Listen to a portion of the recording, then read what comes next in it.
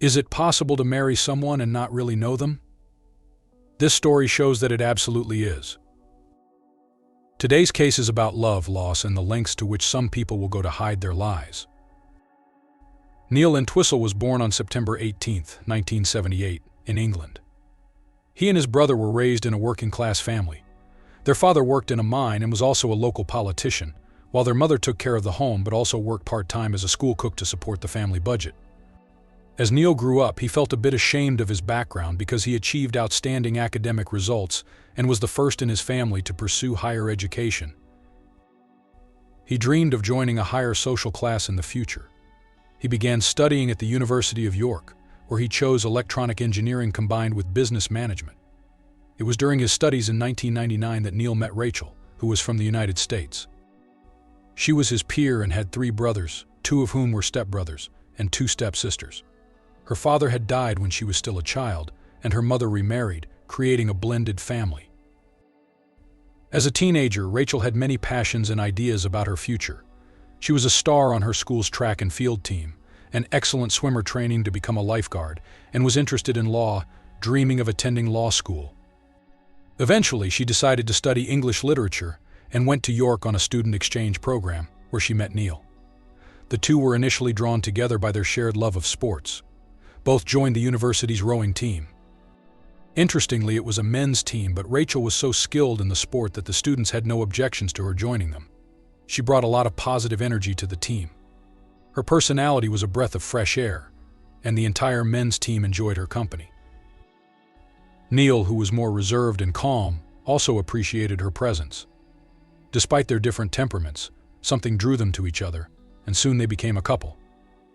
Neil didn't hide the fact that he took the relationship very seriously. He often introduced Rachel as the woman he intended to spend the rest of his life with. Rachel was also enchanted by him.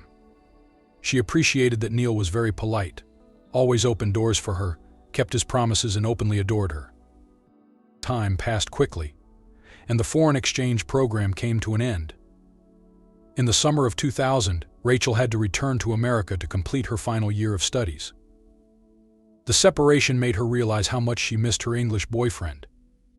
She confessed to her friends that she had likely found the love of her life and was sure she wanted to return to him. And so she did. The bond between Rachel and Neil was strong enough to survive the distance. By 2001, Rachel returned to the UK, where she and Neil rented an apartment in Birmingham. Rachel started working as an English teacher, while Neil began his career in a company connected to the British Army's Research and Development Division, holding an important and responsible position. The couple was very happy together. One day, Neil posted online, "Wedding with the most amazing woman in the world this summer." This turned out to be an announcement, as on August 10, 2003, during a fairy tale ceremony, the couple vowed to love each other for life. They spent their honeymoon traveling around the Mediterranean. Rachel and Neil were fulfilled both personally and professionally, so they decided it was time for the next step. They wanted to start a family, and just a year after the wedding, Rachel became pregnant. In April 2005, their dream came true when their daughter Lillian was born. The proud father even created a special website to post family photos for their loved ones in America, including the grandparents, who wanted to see their granddaughter as often as possible. The site was filled with portraits of a happy family. It seemed that the 3 of them were the perfect family, even though the differences in their personalities were still very noticeable. Rachel, although not originally from England, had adapted well. She had built such fantastic relationships with her students that even when she was at home with her daughter and not working temporarily, they would sometimes call their favorite English teacher for help. She also had a close-knit group of friends, including other teachers and students' mothers. Neil, on the other hand, remained a loner and struggled with insecurities about his background. He was convinced that he couldn't fully advance in his career and wasn't sufficiently appreciated at work because of his accent. He believed it was clear that he came from a working-class family, which limited him. This increasingly weighed on him, and he felt that the only solution was to leave Britain for a while and move to the USA. Rachel reacted to this idea with enthusiasm, wanting to support her husband and missing her family and friends. She knew her parents would be very happy to see their granddaughter and daughter more often. Of course, saying goodbye to her English friends and students was very difficult for her. but she was happy that she would be able to raise her daughter in the place where she herself had grown up, a place that was closest to her heart. Neil arranged with his employer to work remotely and to keep his salary of $10,000 a month. In September 2005, the family of 3 moved to the United States. Initially, they stayed with Rachel's mother and stepfather. The grandparents were thrilled, spoiling little Lillian every day and joyfully spending every moment with her. The sight of Rachel's stepfather with the little girl was heartwarming, as his appearance suggested a completely different personality. Joe was a very tall and burly man with a stern expression, and he was also an avid gun collector. The moments when he cuddled and entertained his granddaughter with a twinkle in his eye brought smiles to the faces of all who witnessed it. Joe also tried to bond with his son-in-law, attempting to share his passion. He showed Neil antiques and invited him to join in recreational shooting at a designated area, which Neil eagerly agreed to. Neil began searching for a new job in their current location, but his interviews did not end successfully. At one point, he even attempted to start his own business. He created a website advertising his technology services, but in reality he was not prepared for this and lacked the proper equipment. After a few months, they decided to move out of Rachel's parents' home and rented a house in the suburbs of Boston, in Hopkinton, Massachusetts. Neil signed a short-term lease, setting the rent at $2,700. This time was meant to allow him to transfer his foreign accounts to the U.S., and the funds in those accounts were intended to be used to purchase their own property. The rented house was very comfortable. It had 4 bedrooms, high ceilings, was nearly new, and even had a hot tub in the garden. The only thing it lacked was furniture, which they bought. By mid-January 2006, everything was ready, and the family of 3 moved into their new home. They also rented a white BMW. Wanting to celebrate the new chapter in their lives, Rachel arranged a meeting with her friends and invited them over. In the days leading up to the gathering, she focused on unpacking everything, cleaning the house, and preparing it for guests. Before the planned meeting, she also arranged to have lunch with her mother to thank her for helping organize the new space. On January 21, 2006, the Hopkinton police received a missing person report. A woman called saying she couldn't reach her friend Rachel, who was supposed to be at home with her husband and their 9-month-old daughter. The couple had invited several people over for dinner that day, but no one greeted them at the agreed-upon time. Despite the house being fully lit and Rachel's phone ringing inside, no one answered. The guests noticed a note on the door with a brief message from Rachel's mother, asking for her to call. It turned out that she also had not been able to reach Rachel, despite their scheduled meeting. Furthermore, she had not been able to contact her since Friday. The women decided to notify the police together. Officers took the report and visited the family's home, but no one answered the door. The doors were locked, but through the window, they could see that in addition to the lights, the television was also on. Since it was winter, carbon monoxide-related incidents were quite common, so the police decided to enter the home. However, a quick inspection of the interior revealed nothing suspicious. Classical music was playing in the child's room, and there was a bathtub filled with water in the bathroom. Everything looked as though the parents had planned to bathe their daughter but had unexpectedly had to leave. The officers noticed a pile of bedding on the bed and the master bedroom blankets and comforters tossed as if someone had just been sleeping there. But there was no one in the house, and the garage was empty.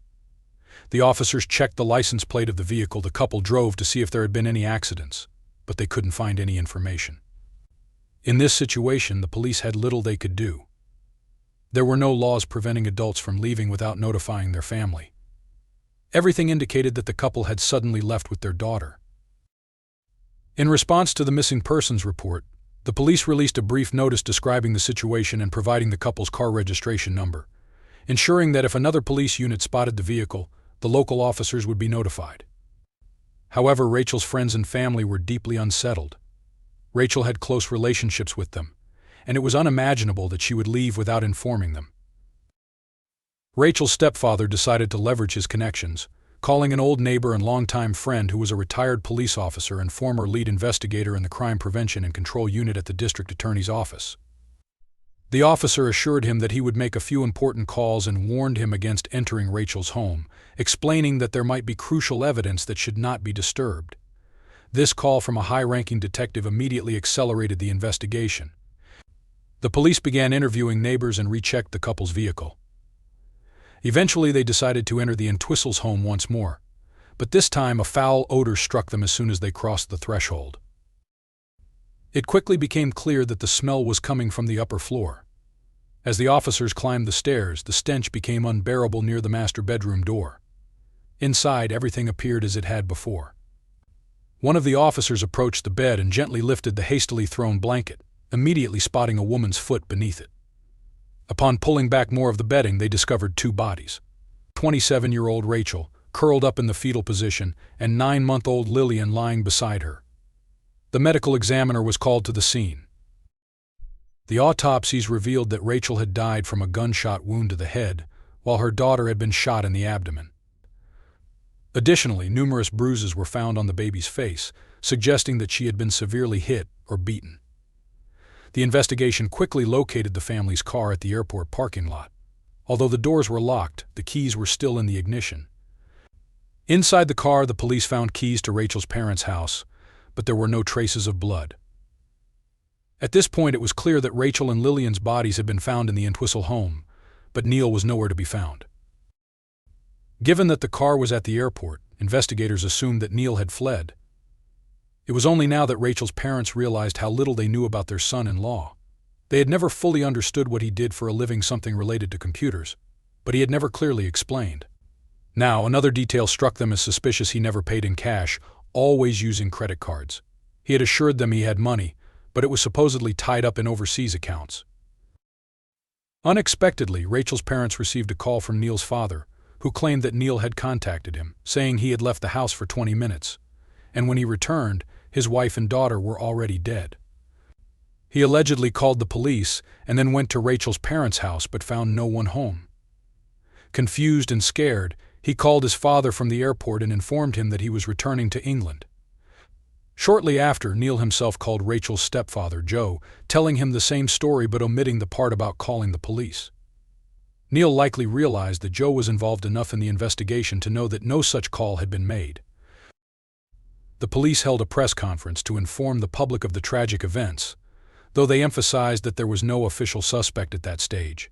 Investigators contacted Neil, who was staying at his parents' home, and conducted a 2-hour interview. Neil confirmed that he knew his family was dead. He claimed that on the morning of January 20th, he left the house to buy some computer parts, returning around 11 a.m., although he couldn't explain why he had been gone so long.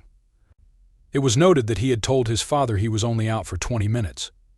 He then said he entered the bedroom, where he discovered Rachel and Lillian's bodies. He claimed to have seen a gunshot wound on his daughter and blood on her mouth and nose. Details that the investigators on the scene had not initially observed. Finally, he went to the airport, intending to return to England to be with his family during this difficult time, without informing anyone of the tragedy. Throughout the interview, Neil remained calm and emotionless. Neil spent the next 2 weeks at his family's home. During this time, Rachel and Lillian's funeral took place, attended by over 500 people, but Neil's absence caused considerable controversy. After the phone interview, the police felt they had many leads to follow. They particularly noted that Neil had mentioned his father-in-law's gun collection several times. Deciding to investigate further, they conducted specialized tests in a lab and confirmed that Rachel and Lillian had been shot with one of Joe's guns. Moreover, DNA found on the weapon matched Neil's DNA. In addition, Rachel's DNA was found on the front and inside the barrel of the gun, indicating that the weapon was very close to her when she was shot in the head. On January 25th, the detectives leading the investigation traveled to England to meet Neil at the American Embassy. Despite the confirmed appointment, Neil did not show up at the agreed location, and it was discovered that he no longer lived with his parents. On February 9th, he was arrested after British authorities located him at a London Underground station. Investigators also secured his laptop and searched the hard drive, uncovering what amounted to a second, secret life. It turned out that Neil had not been working remotely after moving to America. In fact, he had resigned from his job before leaving, citing family matters as the reason. Over several years, he had created several websites offering get-rich-quick schemes. Having once fallen victim to such a scam himself, he suddenly decided that it was a great business idea. He sold a starter kit for £2,000 that supposedly enabled buyers to earn $2 million annually. Interestingly, he made some money from these ventures, which helped him get by when he was unemployed, but it wasn't enough. He then decided to start living on credit. However, he didn't stop searching for a profitable, though not necessarily legal, business. He began selling software copies and textbooks on eBay. At some point, however, he stopped sending the purchased items to users, leading eBay to block his account and launch an investigation. Neil also regularly visited various websites with perverse erotic content and searched online for companionship. By the time his wife and daughter died, Neil had accumulated significant credit card debt. Rachel's family released a statement, read at a press conference, expressing their shock and heartbreak. The statement said that Rachel and Lily loved Neil very much and trusted him as a husband and father. The family was devastated and could not comprehend how such love and trust had been so deeply betrayed. The prosecutor presented the most likely version of events. On the morning of Friday, January 20th, Neil used the gun he had taken without his father-in-law's consent and shot his wife in the head while she lay in bed in their rented home. He then fired a second shot into Lillian's abdomen. Later that same day, Neil returned the gun to his in-laws' house and prepared to flee the country, piecing together funds for the trip from credit cards. He purchased a ticket to London, left for the airport around 5 a.m. on Saturday, January 21st, and boarded a plane that departed at 8:15 a.m. The next day, the police discovered the bodies. The unemployed computer technician had been facing financial difficulties due to debts in his native England and failing online businesses in the United States. He had no money or tangible assets, yet he and his wife had rented a house for $2,700 a month just days before the murders. Meanwhile, Neil's online ventures were collapsing. His eBay business had been shut down in early January following a series of customer complaints. The couple had moved from England to the United States the previous summer, but neither had held a job since, and their bills continued to mount. Neil was charged with double murder and extradited to the United States. He pleaded not guilty and changed his account of events. This time he claimed that when he returned home from shopping, he found his wife and daughter dead, with a gun belonging to his father-in-law near their bodies, implying that Rachel had committed suicide. How did the gun end up back at her parents' house? Neil admitted that he had placed it there himself to protect his wife's reputation, knowing that people would judge her for killing little Lily. However, his version of events sounded absurd. Given the position of the bodies, Rachel would have had to hold her daughter with her left hand, aim at Lillian's abdomen with her right hand, fire a shot that passed through the child and into herself, then position the gun against her own head and pull the trigger.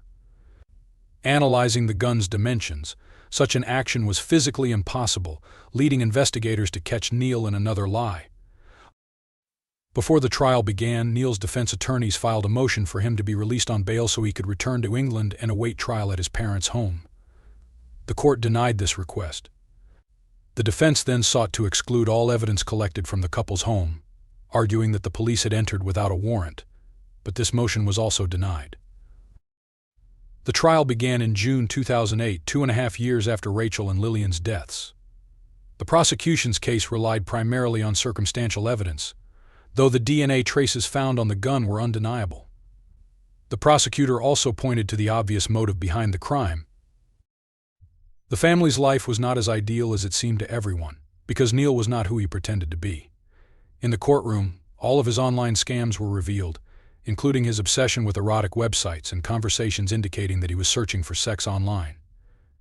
Most shockingly, an expert testified that 4 days before the murders, a password-protected file was created on Neil's laptop. During that time, he was searching for topics related to crimes involving the use of a knife. The prosecution also focused on Neil's behavior after the death of his wife and daughter. He made multiple attempts to withdraw money from ATMs, but the limit on the couple's joint account had been exceeded, so he was only able to withdraw $800 using a credit card. On the same day, he purchased a one-way ticket to England. The prosecutor emphasized that Neil did not call emergency services or inform his in-laws that their daughter and granddaughter were dead. Instead, he left them at home and fled, only calling his father-in-law the next day from the UK. Joe, Neil's father-in-law, testified that during one of their conversations after the truth had come out, they tried to discuss funeral arrangements. Joe told the court that he thought he heard something suspicious, but at the time he wanted to believe it was just a slip of the tongue. Neil had asked if Rachel and Lily could be buried together, adding, "Because that's how I left them, that's how I found them." The prosecution portrayed Neil as a cold-hearted killer, a fraud, and a failed husband and father who shot his wife and child in their own bedroom. The defense, however, sought to counter this image by arguing that Neil loved his daughter and wife and that everything he did and said afterward was driven by that love. All the witnesses testified that the marriage seemed happy, that Neil and Rachel were friends who loved and respected each other. No one knew about Neil's double life, and probably Rachel didn't either. The defense did not call any witnesses, and Neil declined to present his version of events to the jury. However, his lawyers tried to convince the jury that perhaps Rachel was not a content young mother. Maybe she was actually suffering from postpartum depression or feeling isolated after leaving her life in England behind. The attorney suggested that this case might not be a double murder, but a murder-suicide. They argued that Rachel might have killed her daughter first and then herself. According to the defense, this theory was supported by the presence of gunshot residue on both of Rachel's hands. On the other hand, no such residue was found on the items Neil had touched that day. The defense also mentioned that although Neil did not attend the funeral, he visited the place where he had proposed to Rachel during that time.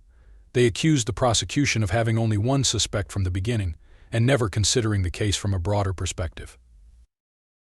The jury had to decide whether Neil was a fraudster, a sexually frustrated husband drowning in debt who decided to murder his wife and child before the truth came out, or a loving, devoted husband who fought to protect his wife's reputation. The verdict was delivered on June 25, 2008. Neil was found guilty of all charges and sentenced to life imprisonment without the possibility of parole. Neil's parents stood by him, devastated, believing in their son's innocence and supporting the theory that Rachel had committed suicide. The verdict was appealed, and Neil argued that the evidence collected during the search of the home without a warrant should have been excluded from the trial. However, the appeal was rejected in August 2012, and in January 2013, the U.S. Supreme Court refused to hear the case, effectively exhausting all legal avenues. In August 2023, Neil filed a petition for permission to appeal the decision to deny him a new trial. In the petition, he referenced an interview given by one of the jurors after the 2008 verdict. The juror had said that she and Rachel were the same height, and if they had the same arm length and she held a gun to her head and fired, she would have burn marks all over her face. Neil claimed that this unnecessary reconstruction experiment, in which the juror compared her height to Rachel's and speculated about their arm lengths, deprived him of the right to have the jury make their decision based on the evidence presented at trial in accordance with the rules of evidence. At this time, there is no further information on the case, and Neil continues to serve his life sentence. The sentence for first-degree murder is fixed by law. It is life without the possibility of parole. I understand the rationale of the Commonwealth's recommendation and Priscilla Matarazzo's request that consecutive sentences be imposed, in that it recognizes symbolically that that there is more than one victim.